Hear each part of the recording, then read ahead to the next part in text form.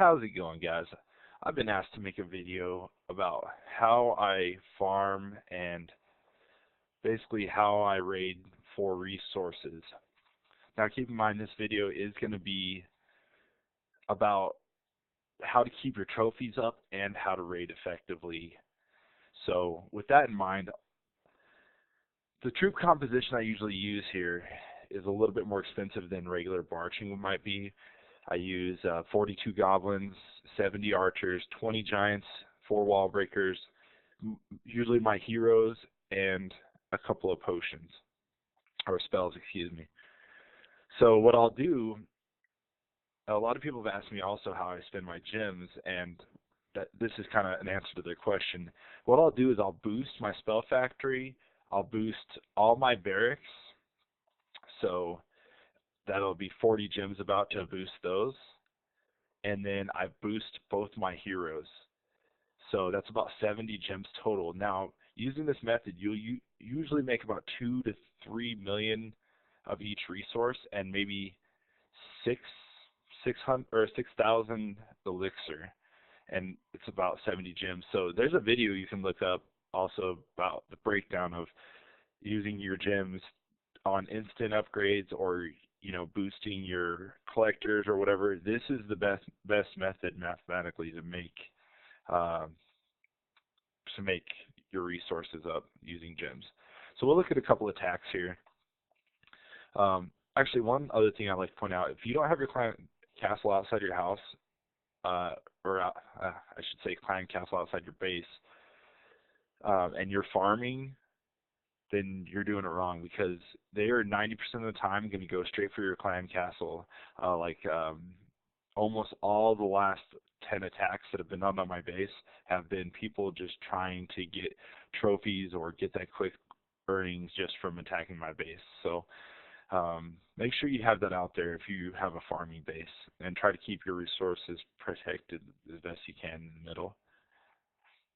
Alright, so here's my attack log. As you can see, I make almost 100,000 off of every attack, and I can do an attack every basically like 10 or 15 minutes. I mean, it does not take long. So, 300,000.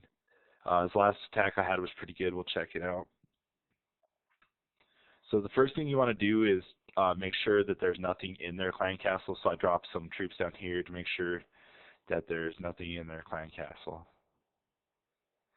And I'm trying to draw the queen out. She's alerted, but she's not taking the bait, so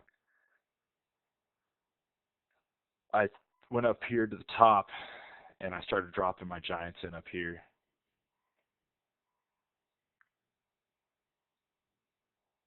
Still couldn't get the queen out. So finally I was like, just drop them in up here. I used my spell right off the bat, because this is a pretty upgraded Town Hall 9. Not the best, probably like 25% the way in. So then what I do is I drop my archers and my goblins behind all my giants, as well as my king and queen. So I was able to get all of his dark elixir and quite a bit of his loot here. And then also I was able to gain quite a few stars, or quite a few trophies too. So doing this method, like I said, you'll gain trophies and get quite a bit of loot. Let's look at the next one here. Alright, so this one, not all that great, but we'll replay it anyways.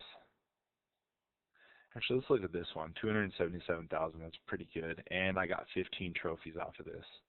This one I got 21. Let's look at it. Alright, so this guy's base is fairly weak. His clan castle's up top, which I actually didn't notice. So right here, still trying to draw the clan castle out, but it's upgrading, so I didn't have to worry about it. Draw my giants in, throw a heal spell down fairly early, but I'm clearing out the exterior buildings so I can get my giant, or my archer queen and my king in there to get some penetration. So I'll drop them in after I clear these buildings out a little bit so I can get behind them, and then I'll start dropping all my archers. And I actually got pretty good penetration here with only 4 wall breakers.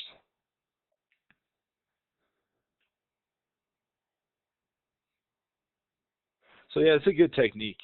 Um, you do kind of lose a little bit of elixir. You're taking in more troops than you regularly would, but you do keep your trophies up, and you still get a great amount of loot. Like I said, this run, the boosts last 2 hours, and I was able to get 3 million gold, about 18, well, actually like 1.8 million elixir, and like 600 or 6,000 dark elixir. So that's quite a bit.